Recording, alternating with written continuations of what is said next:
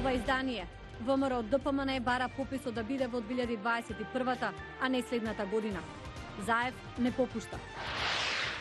Вечерва продолжуваат демократските председателски дебати во САД. ЛГБТ заедницата во Грузија во судир со владата и конзервативното општество. Почнуваме веднаш, останете со нас.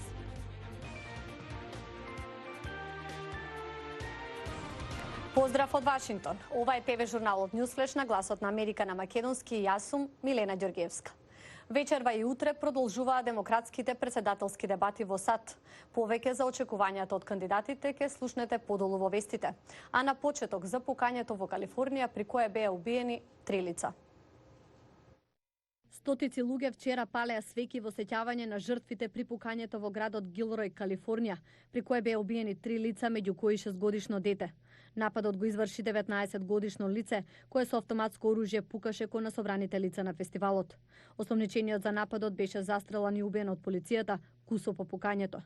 Полицијата соопшти дека напаѓачот влегол на фестивалот преку сечење на оградата, избегнувајќи ги безбедносните проверки. Рускиот опозицијски активист Алексеј Навални вели дека се согласува со неговите доктори и адвокат, оти постои сомнеж дека бил отруен во затвор. Навални ова го искоментира додека го чека неговото сослушување, откако е обжали одлуката за 30-дневен затвор за наводно прекршување на законите за протестирање. Тој е вратен во затвор откако беше хоспитализиран поради отоци на лицето и осип на кожата, што покрена прашања за ваквите симптоми кои се појавија наеднаш. Дали тие се навистина толку големи идиоти да ве отрујат на место каде ќе бидат единствени осомничени, напиша Навални на неговата веб страница. Тој исто така објави фотографија на Твитер со отечено лице и едно око затворено.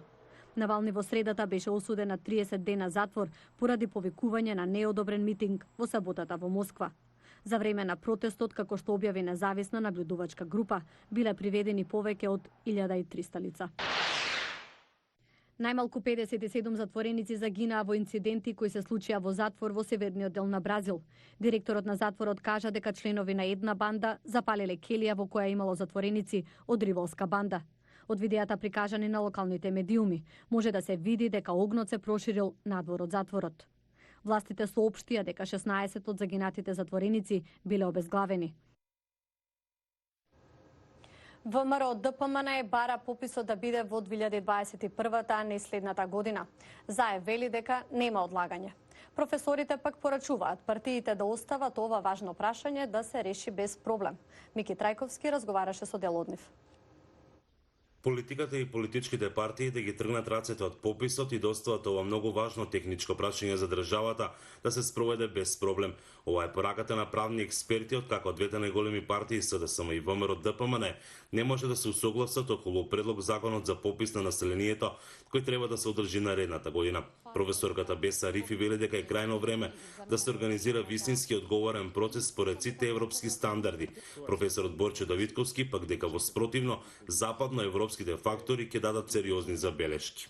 Се надевам дека државните институции ќе соберат сили и ќе бидат подготвени овој процес да го реализираат што е можно по-независно и да не го политизираат истиот, иако е чувствителен процес. Затоа многу е важно да се определи методологијата според кој истиот ќе се одвива и да се договори истата методологија со сите страни.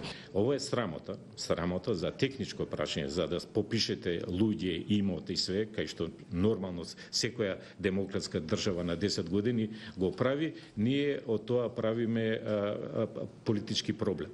Во 2002 година беше одржан последниот попис, а оној во 2012 беше прекинат, но тогаш до денес, велат нашите соговорници, сигурно е дека има драстични промени во демографските процеси во државата. Факт е дека повеќе луѓе или заминале од државата, и мислам дека тоа треба да се утврди и во рамки на пописот и дека тоа не треба нешто што треба да се плашиме, реалноста е таа. Нас не треба. Ние треба еднаш да знаеме колку сме, што сме, едноставно тоа е и за економскиот раст, и за образованието, и за здравство, за целокупниот раст мора да се планира. Ние не знаеме како да планираме. Дали сме 2 милиона, дали е 2 милиона 100, дали сме милион, Дали сме милиони 300, милиони 400. Опозицијската ВМРО ДПМН најави дека ќе го бойкотира пописот ако не бидат консултирани при носењето на законот. За нив е спорно попишувањето на диаспората на начин на кој тоа е предвидено. Со пописот кој треба да се спроведе од 1 до 21 април 2020 година се предвидува и можност граѓаните кои живеат надвор од земјата да бидат попишани од страна на нивни роднини или пак тоа лично да го направат во електронска форма. Од СДСМ негираат дека ДПМН е исклучен од целиот процес. Од Охрид за Гласот на Америка, Мики Трајковски. А вечерва во Детройт 10 од демократските председателски кандидати ќе се соочат на дебата. Аналитичарите очекуваат поголеми конфронтации овој пат. Мајко Саливан зова.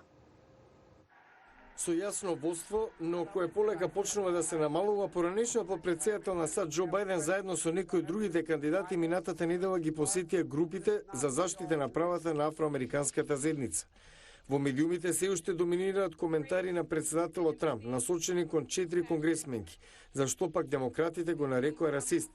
Расното прашање стана проблем во демократската трка, откако сенаторката од Калифорнија Камала Харис го предизвика Бајден на претходната дебата во Мајами. Аналитичарите велат дека очекуваат поголеми конфронтации на престојната дебата. Ова можеби ќе биде последна шанса за многумина од демократските кандидати да остават свој печат, а начинот на кој тоа може да го направат е да бидат остри во коментарите еден кон друг. Бајден исто така стана мета на напади за подршка на кривичен закон од 94-та, што според Камала Харис придонел за масовно приведување лица од малцинските заедници. Сенаторот од Њу Џерси Кори Букер пак може да се наврати на ова прашање да се искачи повисоко на анкетите. Според аналитичарите, гласачите очекуваат да слушнат за економски прашања. Мислам дека треба да се фокусираат на прашања како здравствената заштита, образованието и отворање работни места. Сенаторот од Вермонт Берни Сандерс, кој се наоѓа втор на анкетните листи, има проблем да го одржи водството пред прогресивната ривалка, сенаторката од Масачусетс Елизабет Ворен. Потребна ни е председателска кампања, што ќе им даде енергија на американските граѓани. Дебатите им нудат шанса на кандидатите да им се обратат директно на гласачите, како што тоа ќе го прават на помали настани низ САД во текот на наредните месеци. ЛГБТ заедницата во Грузија се соочува со отпор од владата и конзервативното општество. Активистите сепак излегоа на улица и без заштита од полицијата. Рикардо Маркина има повеќе. Само 30 зедоа учество во некој од маршевите на гордоста во главниот град на Грузија. Медиумите не беа поканети да го покријат настанот. Целта е да се покаже гордоста, но внимателно за да се избегнат акти на агресија во општеството каде хомосексуалноста и натаму е табу. Видливоста е важна. Идејата е да се направат луѓето од оваа заедница повидливи. Владата се обиде да не саботира да го откажеме настанот. Но активистите обстанаа и покрај тоа што полицијата не ги придружуваше да ги заштити. Луѓето кои што демонстрираа против парадата се лицето на грузискиот конзервативизам. Поекстремни групи не го представуваат мнозинството во Грузија. Но ова е нација која е конзервативно определена и која има проблем да го поврзе традиционализмот со амбицијата да влезе во Европската Унија, која охрабрува модерни западни либерални вредности. Во конзервативното грузиско општество, ако се обидете да наметнете притисок дека ако сте против ЛГБТ заедницата, не сте прозападно ориентирани и сте против тие вредности. Многумина реагираат дека тогаш не сака да бидат дел од Западот. Религијата е во срцето на националниот идентитет на Грузија и игра централна улога во општеството. Православната црква има јасни гледишта. Не можеме да прифатиме деструкција на националните вредности, зашто се обидуваат либералите. Затоа од Европа ќе прифатиме вредности кои што не се контрадикторни со нашите традиции и историски вредности, но пропагандата и изголемената улога на хомосексуалноста се неприфатливи. За активистите на правата на ЛГБТ заедницата во Грузија јасно е дека предстои долга борба за поголема гласност. Ова беше Ньюсфлеш на Гласот на Америка на македонски. Се гледаме утре повторно. Пријатно.